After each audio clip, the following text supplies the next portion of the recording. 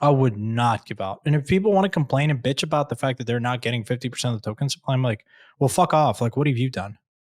Oh, you want a pudgy penguin? Oh, cool. Okay. Why is it that you need to get 30,000 bucks? Forget about the value. It's like, why? And people I think are entitled in this space. It just bothers me the wrong way. My theory is a lot of this airdrops has been as a result of dancing around lack of regulation and saying, okay, we need to like decentralize as quickly as possible, yada, yada, yada. If you are an Empire listener, hopefully you've played around on chain. And if you have done that, you know that transferring assets across different chains is a pain, to put it nicely. That is why we are incredibly excited to have the Wormhole Foundation as a partner of the Empire podcast, stewards of the Wormhole protocol, supporting over 30 different blockchains and 6 different runtimes. Stay tuned later in the show. We have a cool thing that you can claim, which is a Wormhole NFT just for Empire listeners. This episode is brought to you by PayPal. Here at Empire, you know that Santi and I are really into real-world use cases and always on the lookout for the next killer blockchain app. We're excited to share that PayPal has arrived in crypto to unveil a way to seamlessly connect fiat to digital currencies. Later in the show, you will find out how you can use PYUSD to check out at millions of online stores.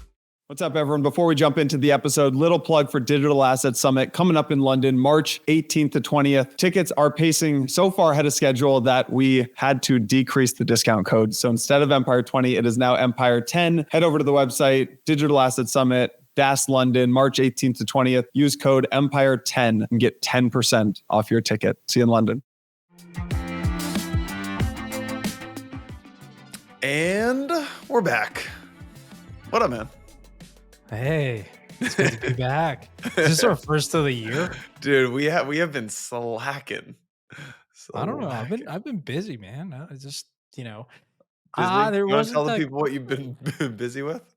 I've been trying to ski, but the snow was like, I skied in -35. Got frostbite on both of my feet. I still Really haven't recovered. So the nerves are something you don't want to fuck around with, right? And I've gotten in my hands when I was climbing Kilimanjaro years ago. It was really cold. And then this time skiing -35 deep powder, my feet got extremely cold for 8 hours. I was out skiing and backcountry, and I had to go to the hospital just to rule out proper frostbite. So my feet were not black, but I lost all sensibility. And so now I still haven't recovered it all. So the nerves they're irritated. So it's going to take some time, but for a while there, I thought I was going to not be able to run. that is It was the most first world problem I have ever heard. God damn it. See, this is why I don't share anything about my private life. This is why I don't share anything about my private life other than running. And I guess that's also, I don't know, a first world problem. I don't know. No, but good trip though. It was a good trip. It was a great trip. Got to see my dad. Got to see some folks that I love to ski with. I love skiing. Nice. That's Skiing cool. is like my favorite second sport. Outside of running? Outside of running and cycling. Well, third after running and cycling. You like those solo sports, huh? Not a big team guy. Yeah, this is when people tell me to raise fun. I'm like perfectly fine having a fun by myself because I don't. Yeah. Although someone told me recently I'd make a great father. I spend a lot of time with my sister has 2 kids, and I spent last 2 months with them, and God, I love kids. But someone told me that I would make a good dad for what it's worth. Is this you putting your hand up on Empire and saying, "Hey, ladies, ladies"? Yeah, I don't where I live. I don't think I'm gonna find a lot of wife material, but hey, maybe in a Blockworks conference. And this is the plug. Go to DAS. I know. Yeah, I know where you'll find them. DAS, baby. And if you're not at DAS, permissionless. That is wife material at permissionless. Yeah, dude. I don't know if I'll find it in the crypto sphere, but sure, I'll give it a try. Give it a try. Yeah. Who's gonna build Tinder, decentralized Tinder? I haven't heard that pitch in a while. Actually, I have, but I passed on it. So what are we talking? So there's 2 things on my mind. There's Farcaster, which I kind of feel like has already been beaten to death in the pods and on Twitter and stuff like that, but maybe could share my take around it, and would also love to hear why you're not on it, and maybe I can share how we're thinking about it at Blockworks as a company. And so I've heard a lot of user takes, but I can share how we're thinking about it at Blockworks. And then the other topic is these airdrops. The Dymension airdrop happened. There's a pretty Which is interesting true. like airdrop strategy that is forming this cycle. That yeah, I'd love to talk about. So why don't we start with Farcaster? What is your experience with Farcaster? Or I can maybe I tee up. haven't tried it. But I'll say one thing. Before we talk about Farcaster, can we just talk about Friendtech? Because I resisted going there, and I know I'm not trying to make the comparison between the two, totally different. But yeah, like Friendtech, I want to talk about that because I didn't join. Guess newsflash: tokenizing and trading and monetizing your friends turned out to be a terrible idea. Wow, who would have thought? Let's talk about this then. All right, I'll give it to you. I'll give it to you. You were right. You were right. There's We shouldn't financialize everything. no, you're right about that. Yeah, it was. I mean, good call not joining Frentech. What is your thought process when it comes to joining? How do you decide if you want to join and like test and dabble with new things in crypto? So look, I'm an investor in Lens. It was just a relationship check. I love Stani. You know, he's a cool friend. And do I believe in decentralized social media? Yeah, I hope because so most recently contacted an agency because I wanted to build. I have a website that I haven't launched publicly, but I was thinking the other day, I'm like, well, what happens if first of all, the search functionality of X absolutely sucks. I just want to have more agency over my content. So I believe decentralized social media is really good. It will serve a purpose. Like look at what is it, the journalist Tucker Carlson? Carlson, He's going to Russia interviewing Putin. It's shocking. We don't have to talk about how media is just terrible, but I think there is a time to there's except going to be Rumble. an increasing need. Yeah, I know. I believe it. Like you want to have control and agency over your content and where it Yeah. lives, right? And storing it. And so, look, Farcaster, I spoke with Dan years ago. I think he's an incredible, smart guy and he was early a Coinbase employee. And I'm very happy to see the success of Farcaster. I just been too lazy. I've been traveling, and so I haven't gone to it. I will get to it. The thing about Lens, for instance, Lens, and I've talked to Stani about this a lot, so I'll say it here as well, is that friction, right? Of give me something where I can post on Twitter and then it automatically pushes it out to Farcaster. Now I've heard there's some really interesting takes from Shao and a few other folks that say it has felt, and I'd love to get your take, that up to most recently, there was an inflection point where the engagement there is higher, the conversation's better. And so some people have stopped thinking about Twitter first, then Farcaster. It's now no, I'm just gonna go to Farcaster. So I'd be really curious to hear your experience because I can't talk about it from firsthand experience other than just anecdotally what I've seen from other people in their experience with. So what has it been for you? I've loved it. I've loved it. So my experience with Farcasters, I joined April 2022, and I lost my seed phrase, and there was no way to recover it. And so I had to restart my account this past weekend. So that's Wait, my when you say restart, create a new I one mean, I because the literally old one created a is new dead. one, and like Was it at Jason? I got yeah, I got no, I got at Yano, and I got it at Yano, and I was like early these FIDs, which is like your Farcaster ID. I was like number I don't know, a couple hundred, like let's call it 300 or 500 or 400, something like that, I think. And I got Yano, but I didn't do literally anything with it for 18 months. Shame on me. So I had to start over, but it's my fault. So I got it. Okay. So I had a to do list. So basically, here was what happened. About a week and a half ago, Farcaster was blowing up. A lot of like my crypto friends were like, "All right, buddy, you got to get on Farcaster. Like now it's time." So I was like, "All right, I'll do it." Had a thing on my to do list for Saturday morning or Sunday morning to just get on Farcaster. I usually spend like one day of the weekend just like doing some experiment stuff with crypto. Had the episode with Jesse Walden and Antonio where they talked about. Did you end up listening to that? Probably not. You were skiing. We had this episode with No, I Jesse listened and to it. with Antonio from Spindle, Jesse from Varian, where we talked about headless marketplaces, Farcaster, and frames. And that was probably I have these Empire episodes where every once every quarter, let's call it, or once every 3 to 6 months, where like mind is blown, big like makes me take action on something. outside of just like, oh, go buy token or something like that. And this was that episode. So I got off this, was completely went over to Mike in the office, said Blockworks has to make a push onto Farcaster in a big way. Spent about 6 to 8 hours on Sunday getting deep into Farcaster, set up the Blockworks channels, Blockworks research channels or accounts. I set up channels as well, which I can explain if you haven't. Surprising no one was, like, squatting on an app Blockworks on So Farcaster, actually, right? someone was squatting on Blockworks. We're probably going to have to pay like, I don't know, 10K to buy the ENS because on Farcaster you can create an account. Um, and then you can also, but if you own the ENS, you can actually take that account with that. Oh, So like ENS has the priority, I think, is how it works, which that's is pretty interesting. cool. And yeah, I set up my thing, and I'm pretty hooked. Like I now open Warpcast. So the way it Yeah. works, so Farcaster is the protocol. Best Farcaster is the protocol. Warpcast is one of the many clients that plugin that sits on top of Farcaster. My understanding is Warpcast, I think, is a pretty centralized entity. Farcaster is built on top of, I can't fully figure it out if it's Optimism or Base, or some part of it is Optimism, some part of it is Base. Obviously, Base leverages the OP stack. Um, but yeah, it's been great.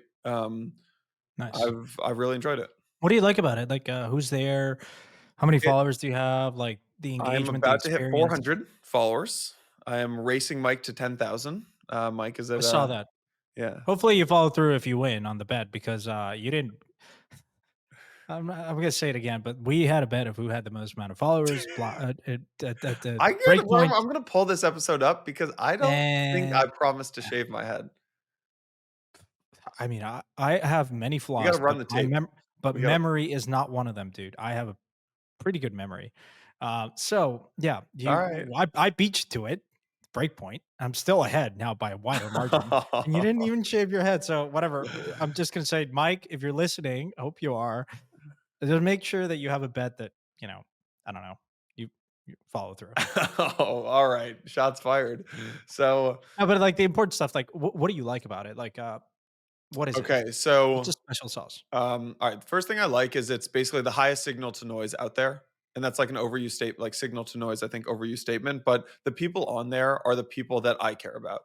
And that I want to interact with. So when I open my Twitter notifications, it's a cesspool. Like there's no notification I get on Twitter anymore where it's like, or maybe there's one out of every 50 notifications where it's like, I want to interact with that. And it's a lot of folks where like, I don't know, it's not it doesn't lead to interesting discussions basically. So like the way I think about Twitter right now is it's like big distribution channel to like get things out there. Um Farcaster for me is like everyone on Farcaster is very crypto native and very like high signal. And it's when I think of Farcaster, it's more like conversations. I'm like, I can actually have conversations on Farcaster. Whereas Twitter is like, yeah, there's a lot of like either super retail driven or very like maximalist in ideologies. Farcaster doesn't have any of that. I would say like the underlying ideology of Farcaster is curiosity. It's very like kind and nice platform with a lot of curiosity and a lot of interesting conversations happening. All right, so that's my first bucket. Second bucket that I like is there is there are these things called channels. Do you know how these work?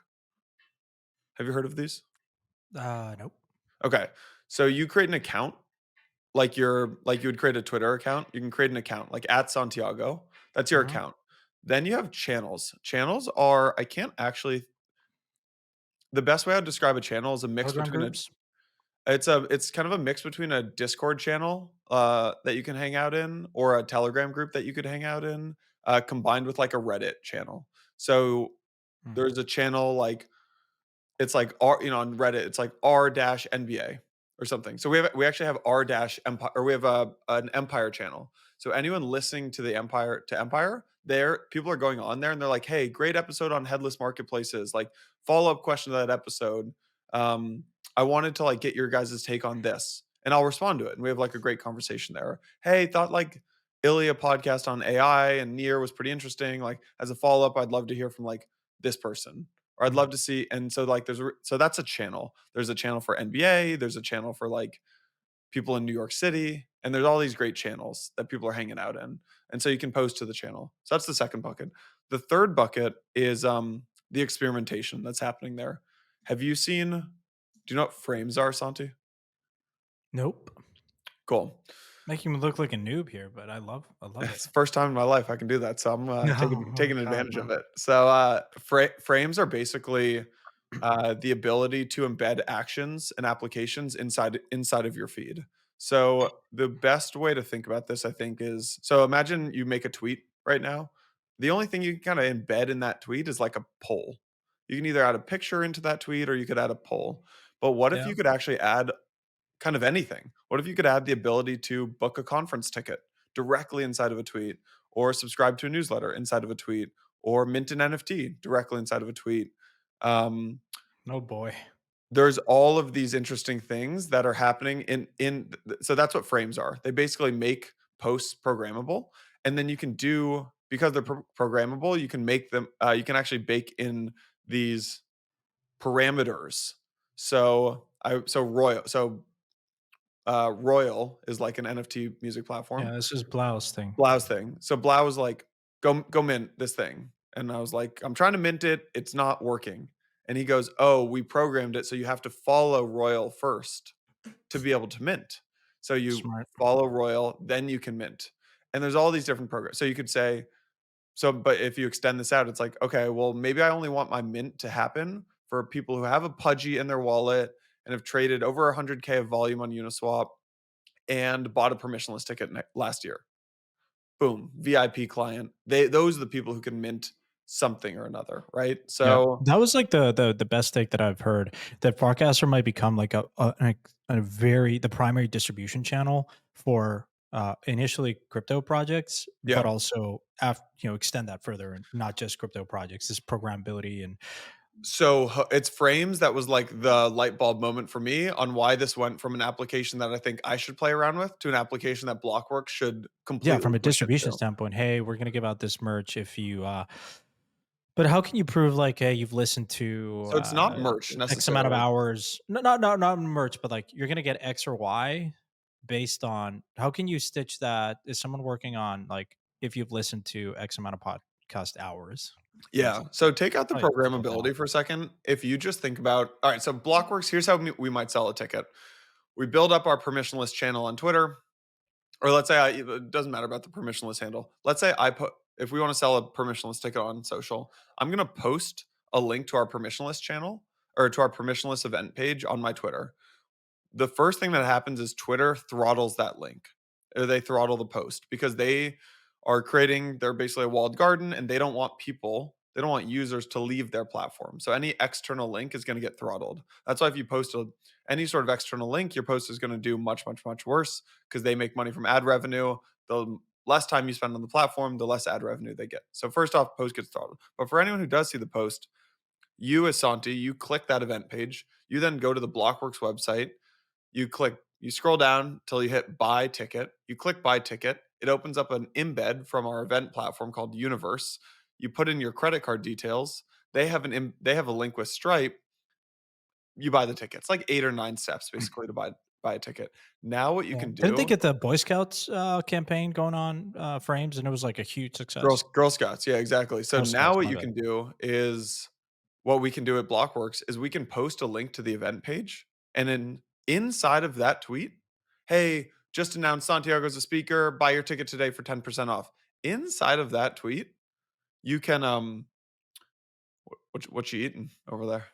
No, it was like a lemon seed. I like putting lemon in my sparkling water. It was just like Inside of that tweet, you can just making literally sure you're just watching.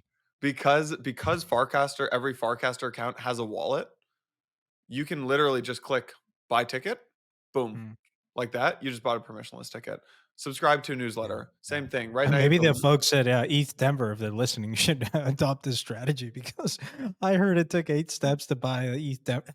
God, every time there's an ETH event, you're just constantly reminded of how little intuition they have in terms of making stuff easy for folks. I'm like, you're Yeah, purposely. I remember DEF CON in Osaka, like there was 2 elevators for the entire conference. I'm like, God, if DevCon is this like isn't purposefully bad though. It's like makes yeah, it it's like you're purposely building like barbed wire and fences for people to like push away like normies. I'm like, okay, I get it. so. Anyways, this Yeah, is sounds cool. I'm very excited about this. So this Yeah, like yeah. frames were the thing that got me. We had our leadership meeting this week. at Blockworks, and I said, "Look, you guys got to understand frames. We're making a big Mm. push into Farcaster and frames, and we have our monthly kickoff uh, with the whole company next week. And little sneak peek for any Blockworks folks listening to this, we're talking about Farcaster. Like this is Yeah. a big part of Blockworks strategy today. It impacts everyone. It impacts marketing. It impacts Mhm. editorial. It Mhm. impacts the events team. It impacts podcasts. Right. So we're excited about it. Yeah, I gotta join. I'll join. I'll add it to the top of the list. What's the, Let's go. how big does this get? Does it actually displace, X? Um, what do you see as the monetization strategy for Farcaster? Like, what's your take? So I don't know is the real answer. Basically, what I think Farcaster ends up becoming is I don't think of Farcaster as a social media platform. I think of Farcaster as a proof of identity, basically. Which as AI is becoming this incredible, like these, Wait, fakes but and why couldn't a bot just create a Farcaster account and just roll with it? why couldn't a bot create a Yeah, yeah, Farcaster? like a bot creates a Farcaster account, multiple Farcaster accounts, and you have the civil resistance problem you're alluding to is how is that solved? I think there's two ways. One is I think there will end up being something for folks who connect their ENS. And I don't know if a bot can do that or if that's like too complex. The second thing is, but As far as they I know, anyone can create buy an ENS. Like you probably can have could. The second thing hundreds of is ENS. you actually pay for Farcaster. So you are How paying much is it? You forgot to five disclose it. Maybe that should have been like the first point. $5 a year or $7 a year for storage, essentially. Mm. Yeah. Who's providing the storage currently? Um, It sounds like them or I don't know. IPFS I or don't whatever. actually know. I think how it works is Warpcast is built by the Farcaster team. It's a centralized client, and a lot of that data is stored off chain. And you're paying them for that for storage space. I think that's how it works. Yeah. It would be really cool. Have you seen instances where um there's just a lot of stuff that X could do that they haven't? Like a lot of if you're paying for premium, you can tweet more than 140 characters, and so a lot of that ends up becoming a blog post. I've wanted to see, and shout out to Mert, who was actually the one who had this idea, and I saw it and I thought it was genius. It's like give me a tab in my profile where I can make long form tweets into a blog content, as opposed to people going to Substack. Why not just embed it on Twitter? Um, and I would love to do that, like to have the Yeah. ability to. And now I think they've rolled out a similar like a some features, but, anyways, all this to say, what's that mirror, for instance? Like, if you post a really good, whatever they call posts on Yeah, yeah. Farcaster, can people have the ability to, like Mirror, collect that as an NFT if they really Yeah, I like don't it? know if I thought Mir has so. done this, but someone else did this where you can actually inside of a frame, you can read the article inside of the frame and then you can collect it as well inside of the Oh, frame. okay. So, That'd be but really cool. here's why I think this is very different than friend tech and very different like why I'm so excited about this. This in my mind has the ability to be the first ever breakout use case of crypto that's non-speculative. So anything that's gone kind of mainstream in crypto, like NFTs at the end of the day, like why were normies buying bored apes? Not for the art. They're buying it No, because no, they, there's speculating. They're terrible, speculating. And I ugly think looking this is the things. first could be the first thing that yeah, could be the first thing. So Yeah.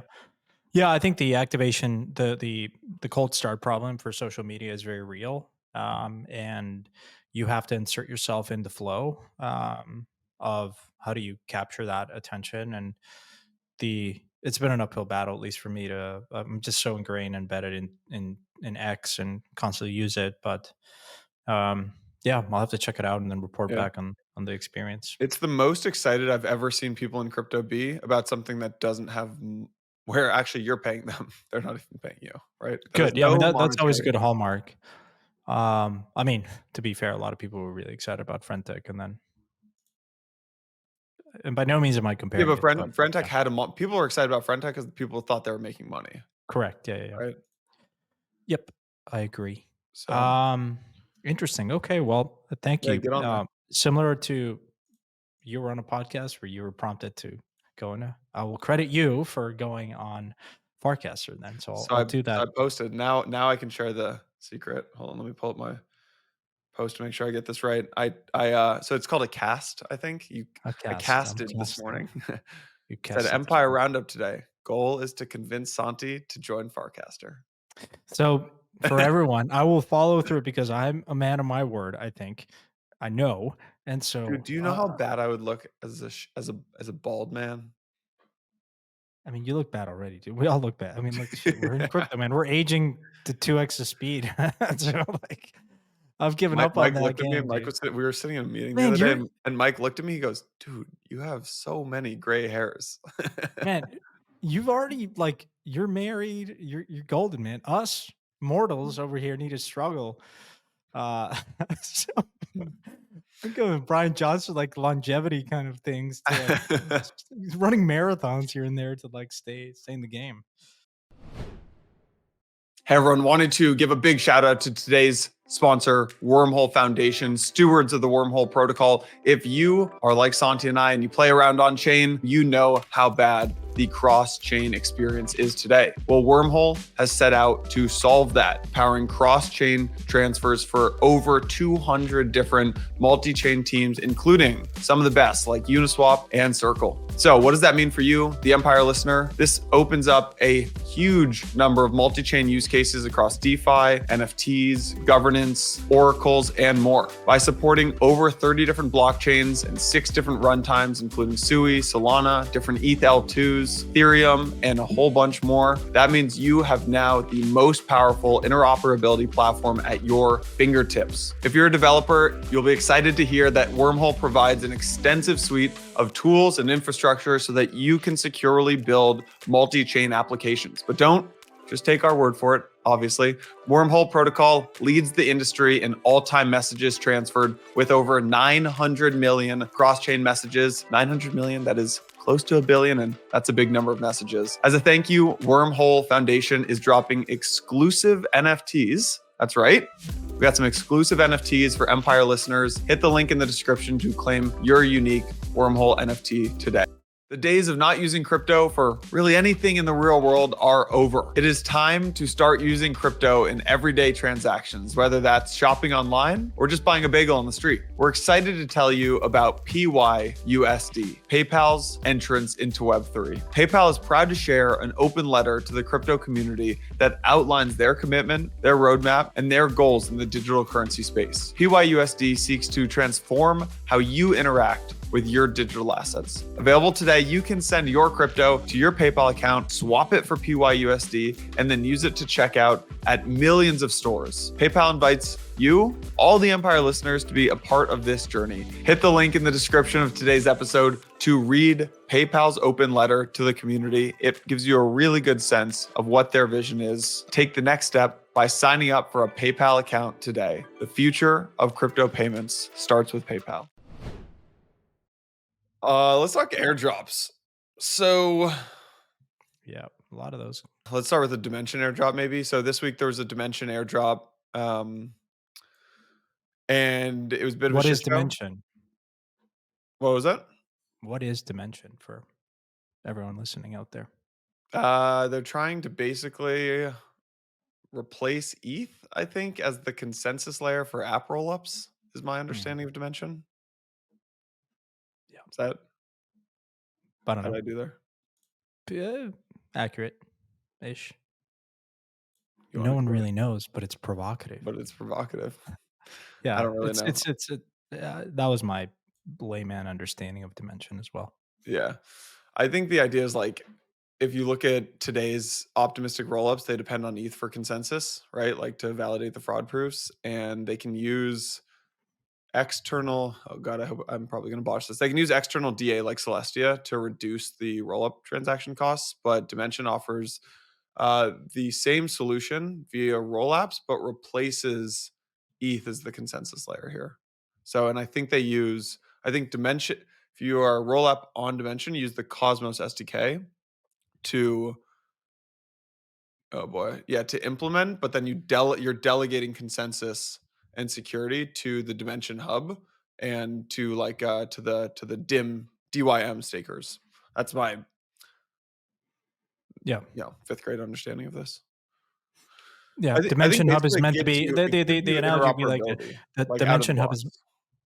the Dimension Hub is meant to be the L1, and then you have this all these different apps, uh, not roll ups, roll apps that are the layer twos, and so it's meant to be that kind of security hub, and you're attracting a lot of these validators and like, And you've got you the know, Dimension Hub, right, is now you have this, like, liquidity layer that can yeah, flow yeah, yeah. across all the roll apps, and now you don't have to go recruit a bunch of validators and Yeah, yeah. yeah. Look, yeah, one of the more interesting teams I've talked to, and I would love to have them on the pod, and um, is there's been a lot of like a lot of really interesting stuff in Cosmos happening, for real this time. Like particularly mesh security is one very interesting thing. So like, like the core premise is like, so if you're a DYDX, you move over from Ethereum, you build your own app chain. Someone like DYDX already has a lot of traction. It's easy to recruit validators for that.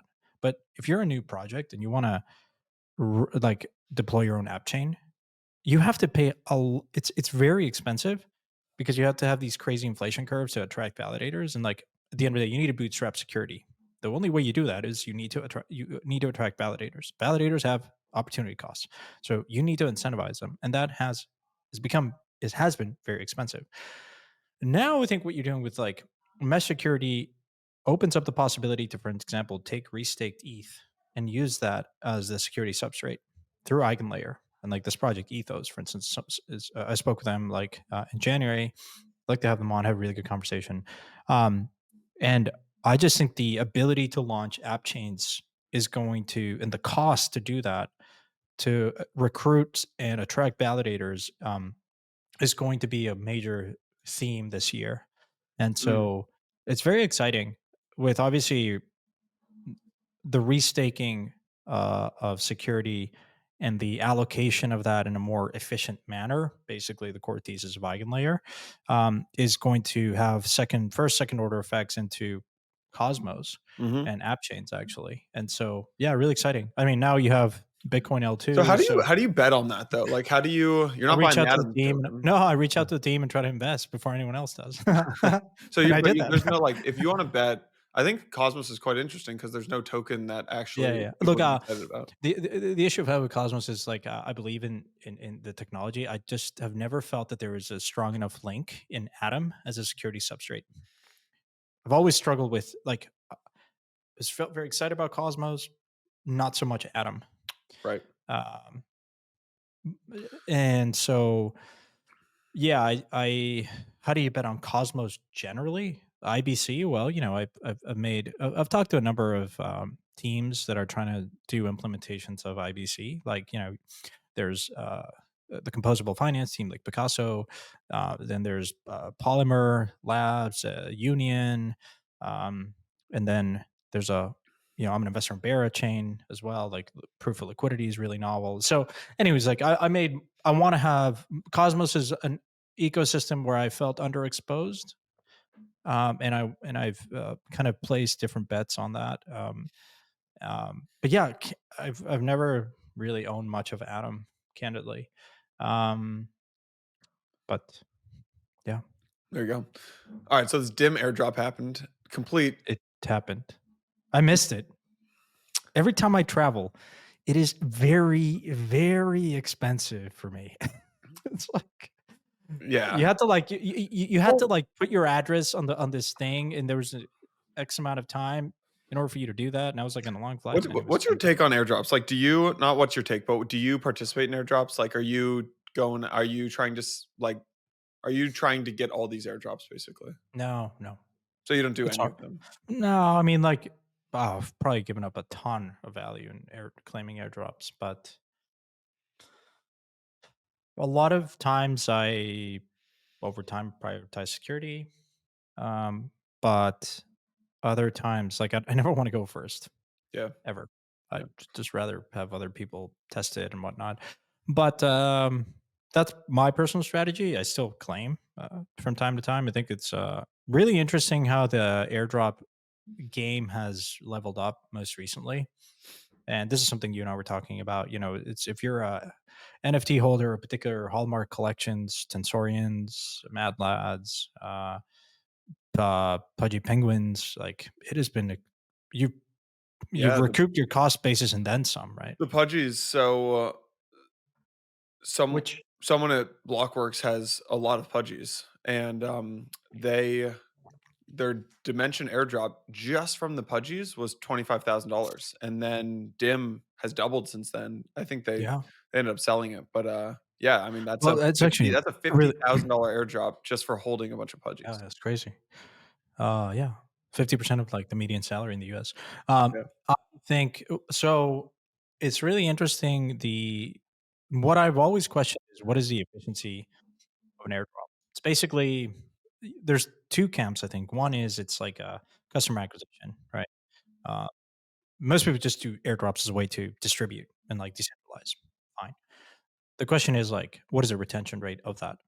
Um, and I've questioned most airdrop programs are extremely expensive. They'll probably go down as the most inefficient campaigns to acquire users because the retention piece has been questionable.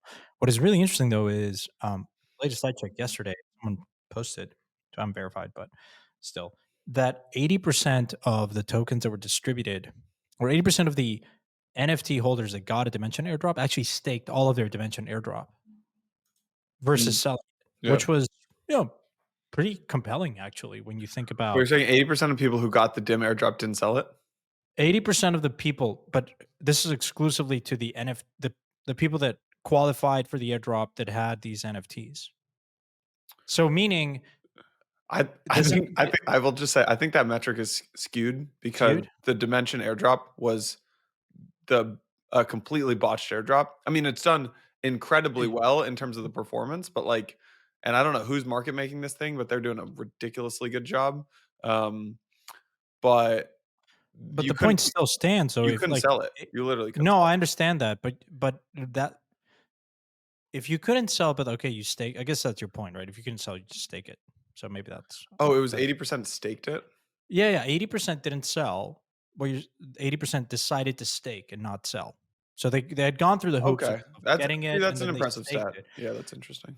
Look, early, right? The Sure. drop off in Sure, these sure. cohorts can be pretty dramatic. So let's revisit this in a couple of weeks and months. Um, yeah, the other thing, someone might say, well, listen, I understand your point around retention. You're overthinking it. The key thing here is you build mind share, and that's super important. And this was something where, like, I feel like a few early Solana projects try to get attention from the ETH community, and it was just a good mechanism to have people bridge over, port over. In the same case here with Dimension, right? Um, so we'll see. I Yeah. think, What do you think of this airdrop strategy in general of like basically an airdrop used to be to reward users who have used my platform early.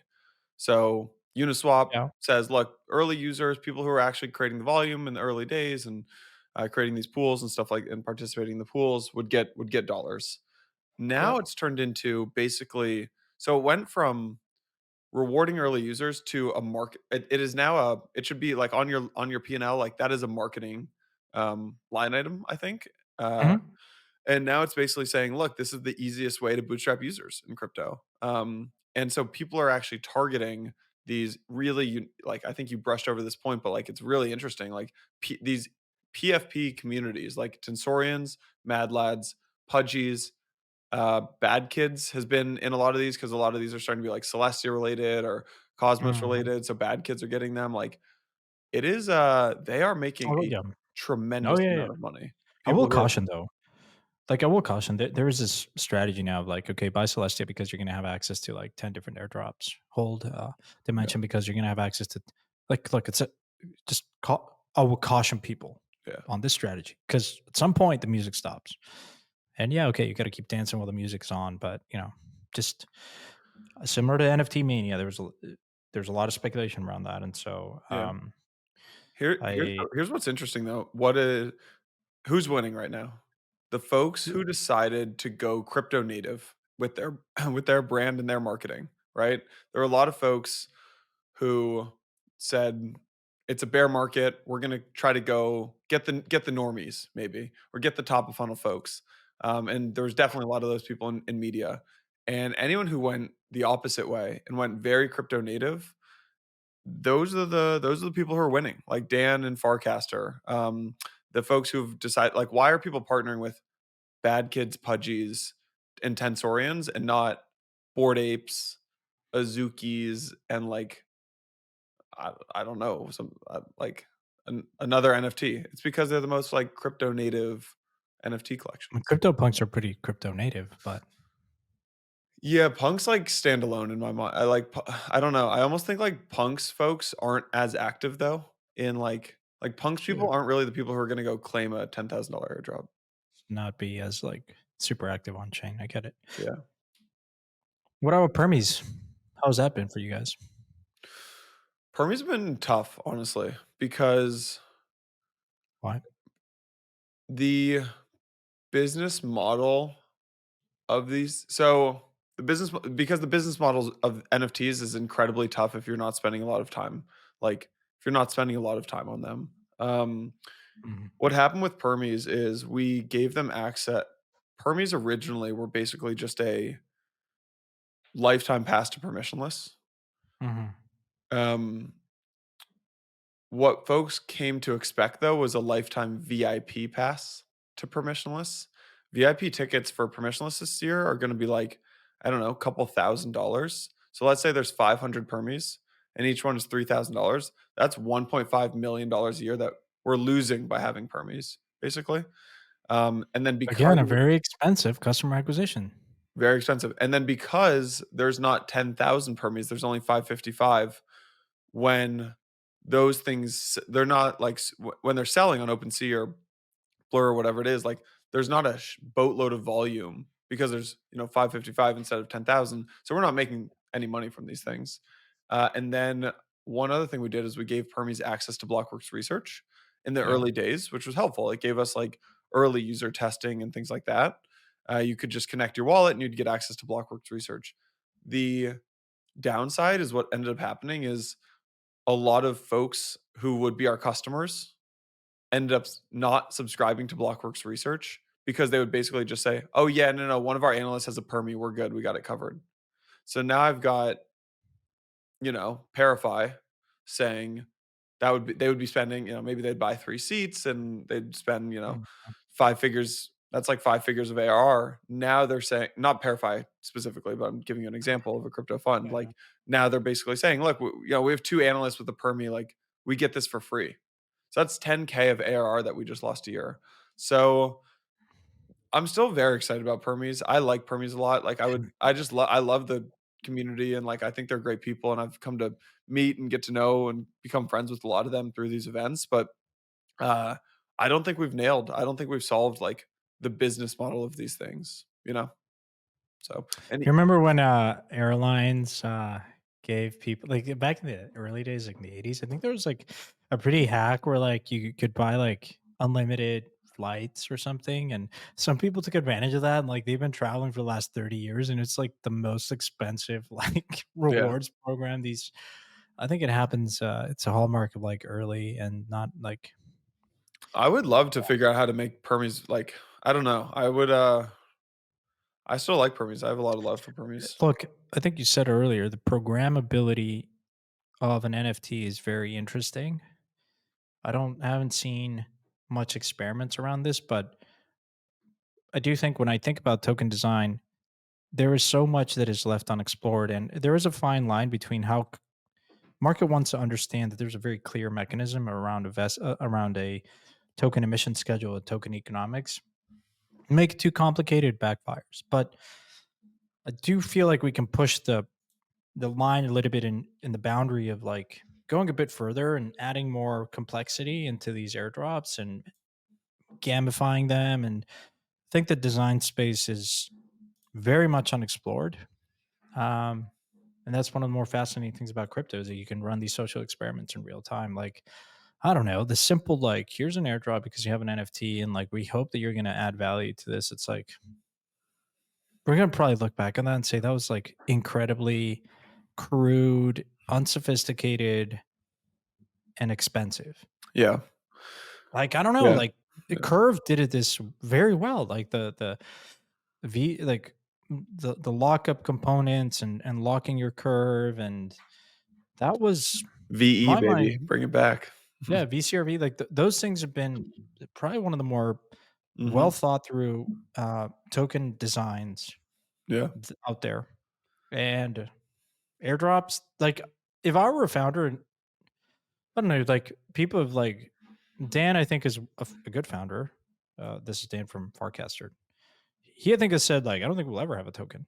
Like, I'd rather like I like seeing that because then you really want to strip away and charging for a product up front is like pretty novel in crypto where most teams just give out free shit hoping it sticks. And I don't know, you never really know your core customer, what they appreciate, how much of it's mercenary, opportunistic versus people that really love your product. And I think unfortunately, like you blow your like 50% of your token supply hoping that you retain some percentage and you get mind share. And I get it, but like that's playing a short game. What's going to happen is all these 80% plus of these protocols that are already have codified their tokenomics, already have airdropped everything to the community, air gaps. Like 5 years from now, they'll be like in a no different spot than Yearn was, where they had already farmed and given out all the token supply. What about and I had to go through that experiment of increasing the Wi-Fi supply because who cares if it's a fixed supply and it's trying to be Bitcoin Hmm. DeFi? Like no one cares. I'm like, you need tokens to recruit top talent. To, Hmm. you need tokens for referrals to bring in more liquidity to the vaults. Like, unfortunately, many projects are going to find themselves in a very tough spot, and I would be I would be inclined not to own any of these projects because their survival rate over a 5 year period is increasingly low. But they take the short route, right? Which is let's get traction. Let's make sure that we get attention. Yeah, man. The problem is there's going to be another project that's going to give a larger like this game never ends well, right? And so I think I was having this discussion with a top tier founder that I've known over the years over in December. And he was asking me like, "What do you think about token distribution? Like, how much should go to the community?" He was of the mind that like you had to give away at least 30% to the community, probably 45 to 50, which is kind of the standard ish. And I was like, "What if you didn't give anything out? Let's just like hypothetically, let's think about these cases. Just don't give anything out. You funded this startup. You've taken a lot of risk. It's your money. Like, why can't you own 60% of this project? Why does the team have to own 10% of it? Like, most founders don't end up owning enough of their projects. Okay. And I get it. You want to own a bigger piece, a smaller piece of a bigger pie. But I'm like, I don't know.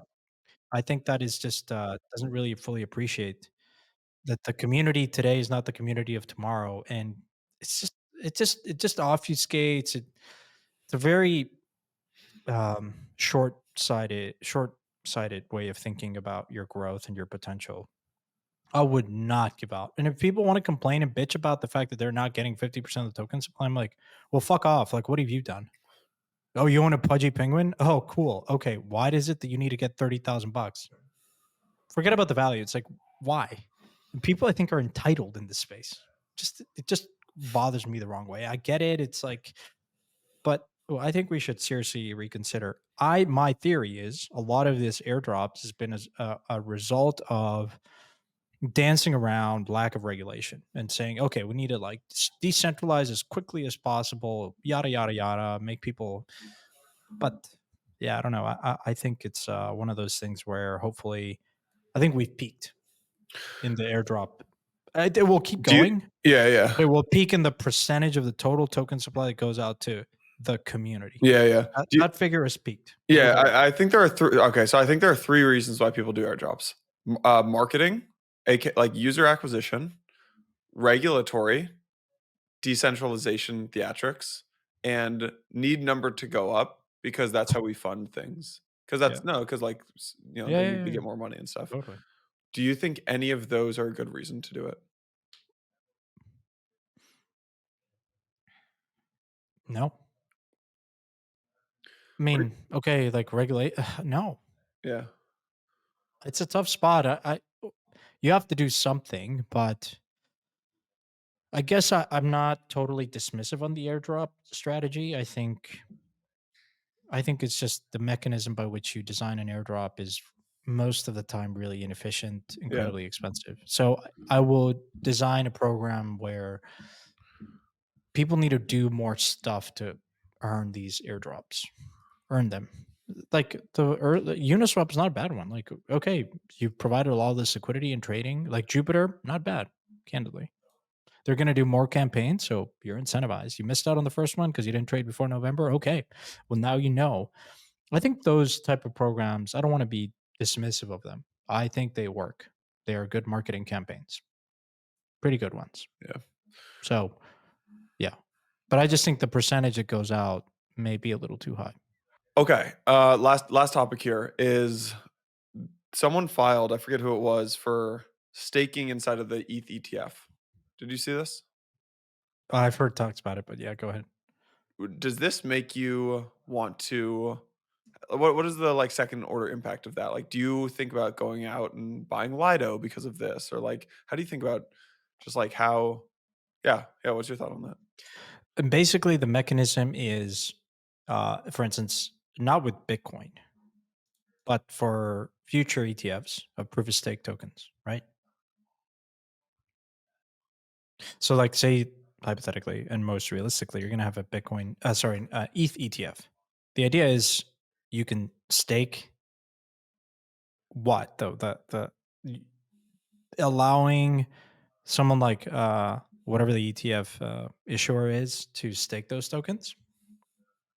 Because at the moment, the my understanding is that they won't necessarily stake, or none of them will, right? My understanding is that most likely none of them will, but they all wanna think about it because what this gives you is basically the ability to own an ETF with and have a dividend coming off of it. Well, yeah, not so much like just be diluted, right? Because if you're not staking, you're being diluted. Yeah, Like if everyone's staking, everyone is basically the same, right? It's just, but if it really is the inflation in a proof of stake network happens to be where it it dilutes out people that are not staking. Um, well, there's two trains of thought here. One is if you're a more crypto native person, then you really like that, right? Because you, I guess, benefit from you have a very big, increasingly like market participant that is buying part of the supply and is not staking it. And like at the moment, 25% of all the ETH is being staked across Eigenlayer, you know, Lidos of the world. So yeah, like as there's less tokens out there circulating, then it puts like it takes less amount of buy pressure to basically number go up. Um, I think it would be nice to have ETFs or you're that are able to stake. The question then becomes, as we've had with Lido, is how do you manage the liquidity of the ETF? yeah, And I think it's something that probably is not going to happen. Uh, but probably Coinbase can facilitate this for because they're already like acting as a custodian, right, of a lot of these ETF yeah, for providers. most of them. And Coinbase has the infrastructure, like they acquired Bison Trails, and you can stake through Coinbase. So yeah, I would just it probably can be figured out. I think it's going to happen, but I would probably be. Yeah. I don't have anything against it. I think it's just not going to happen in any Yeah. any If any it does time. happen, big win. I mean, it's probably like so I have you been seeing Eigenlayer just sucking up staked ETH? I think Yeah, I mean it's Eigenlayer's at up to 2 billion, 5 billion. Yeah, 5 billion TVL right now. yeah, Lido's sitting at like 32% of all staked ETH. yeah. Yeah, I mean, if this happens, you could see Lido bring in like I think like $1 billion in fees or 500 like some ridiculous amount of fees this year, which is just tremendous. I actually had dinner last night with this private equity guy, and he was he caught the crypto bug, and he basically was talking about the efficiency of these businesses and that nobody's waking up to he's like Oh yeah. people like SaaS businesses. He's like because of how efficient they are. Like wait until these like traditional investors who invest in SaaS like wake up to the fact that Uniswap is the most capital efficient business in the world right now. Never. Yeah, yeah. MakerDAO most Literally. capital efficient business in the world. Literally. I Yeah. tweeted about this over the years because I was before going full-time crypto, I was at a fund that we were exclusively investing in enterprise software. And you would look at all this stuff and capital efficiency and magic number and all this stuff. Like Yeah. recurring revenue is a beautiful thing. I'm like, well, the most hot comparison to make is Coinbase and Uniswap. Like Yeah. there was a time where Uniswap volume started to like match or even surpass what Coinbase was doing in any given day. And you're like, well, one has less than 12 employees or 20 employees. The other one has thousands. The cost to run one versus the other, night and day. And you're right. I think that's incredibly powerful. And I think a lot of people Yeah. get sort of like distracted by the fact that like they're not distributing the fees to uni holders. But I mean, that admin contract is accruing a whole lot of fees. Yeah. Yeah. Yeah, it's right. Two probably big awakenings: that the capital efficiency, the kind of like tech asymmetric upside with dividend features. It's probably going to blow people's minds. It's like a REIT, but with like way more asymmetry than real estate. Also more volatility. And then the other thing is marketers, right? Your point around Farcaster could become a huge mechanism to acquire customers. Like just get Yeah. attention, get mindshare. Not to mention, I was actually like really surprised. I want to probably end it with this. So I saw someone and I retweeted about this. It's crazy stat. Listen to this. Okay. Apparently, only 1 to 3% of Reddit users actually post. Most of Wikipedia's content is written by 0.003 of all users. Like, that's just wild. And of course, like this is interesting because Reddit's thinking about doing an IPO at the 5 billion. Like, I'm not surprised. Like, we all know these power users, like games, like the 1% of gamers make up for Twitter like, is. I saw Twitter stat. Twitter is one. I think 1% of users post, 9% engage, like comment and like, and 90% never yeah. do anything. So that like, anyways, got my brain working for once, and it was like, okay, then like crypto users are incredibly active. The current cohort, and that's incredibly valuable. Like if you're, I think that's what like LVMH is thinking, right?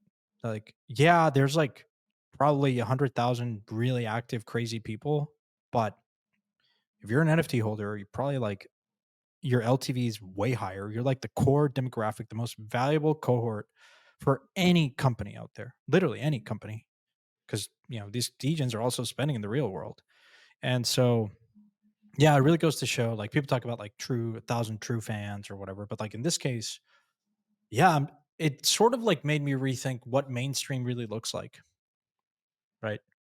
Because it's the simple mechanisms like, oh, we need billions of users. Do we really? I don't know. I think you can. Anyways, I'm in the process of rethinking what does mainstream adoption really look like for crypto. Mm. Um, and yeah, it's really, yeah, I don't know. Like this, of course, is relevant. We should talk about it in another pod. But like the Saga phone now selling over 85,000. 85,000. Is that the number they're at? Yeah, this for the It's crazy. second phone. Yeah. So is it going to displace the App Store?